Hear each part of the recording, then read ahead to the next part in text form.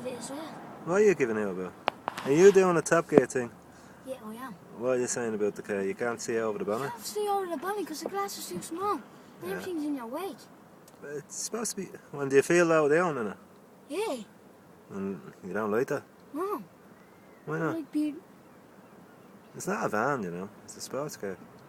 No, but like, I was in a Lamborghini before, it's different. Huh? The Lamborghini's all like down here. You're just like that with it.